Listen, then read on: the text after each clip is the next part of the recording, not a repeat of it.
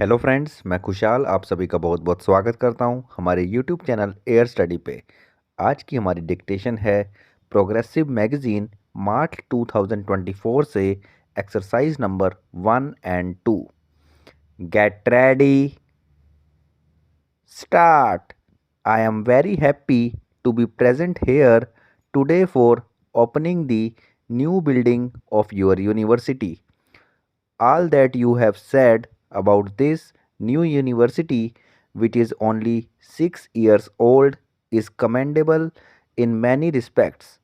Although you have not had adequate equipment and the necessary wherewithal in the beginning, these serious shortcomings did not bother you. In right earnest, you started the work.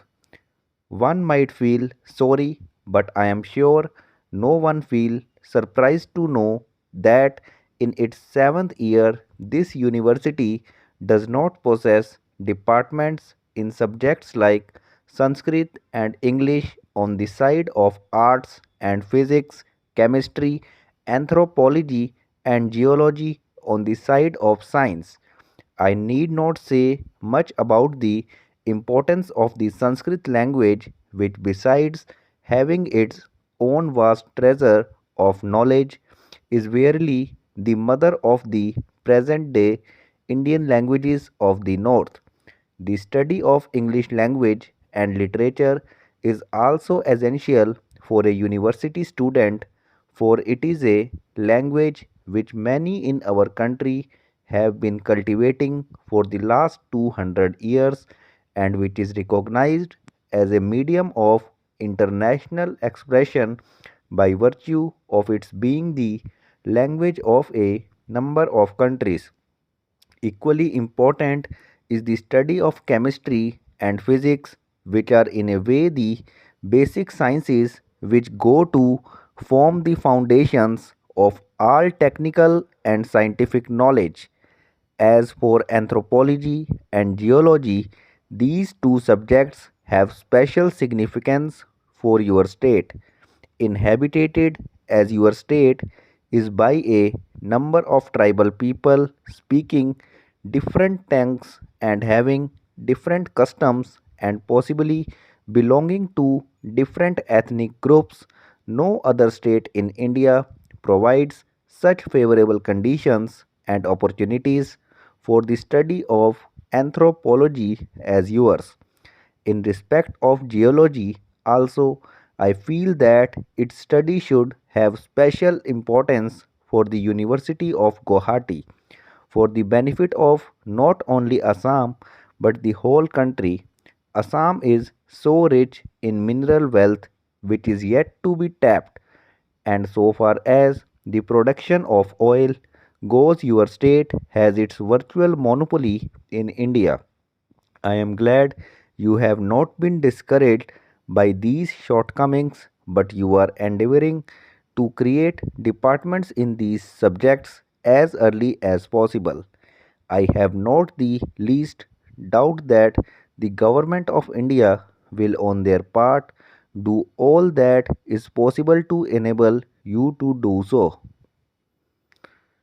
I must congratulate you on maintaining high academic standards in your university. It has been said in certain quarters that for the last few years some of our universities have relaxed their standards. I cannot verify how far it would be correct to say so, but if there is any truth in it, this trend is to be deplored and discouraged because universities must always look ahead and after imparting education must of necessity be upright, even strict in the matter of conferring degrees, destinations, or honors.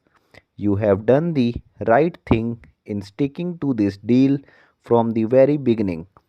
I am one with you that in order to be fully useful to the people for whom a university serves, it ought to be a touching body. I am glad that in your planning you have kept this point in view. I hope the building which you have been good enough to invite me to open today marks the beginning of your undertaking in that direction. Apart from imparting education, which is after all the real aim of a university, it will also help you to coordinate and centralize your academic activities. What was particularly pleased me in the Vice Chancellor's address in his reference to the fact that your university is likely to provide a great meeting place for the different racial and linguistic groups inhabiting Assam. My own view is that a university, besides being a seat of learning, should also be a center of real cultural activity for the mixing of people professing different faiths, speaking different tongues, and having different customs and traditions. No other place can be more suitable than a university. This is because a university is singularly free from any kind of bias and the din and turmoil of politics. It provides an ideal atmosphere for all people to come close together and understand each other. I need hardly point out that you will be rendering a great service not only to your state but to the whole of India. If you keep this objective before you, you will have rendered a great service to the nation if, by sticking to your resolve, you succeed in bringing all these groups together by providing them equal opportunities, thereby promoting mutual understanding and the good of all. I am thankful to the Vice Chancellor for having invited me to open this building and for giving me an opportunity to address you today. I wish your university a bright future and hope it will succeed in tiding over the difficulties and will be counted as one of India's great seats of learning and education. Thanks for watching this video.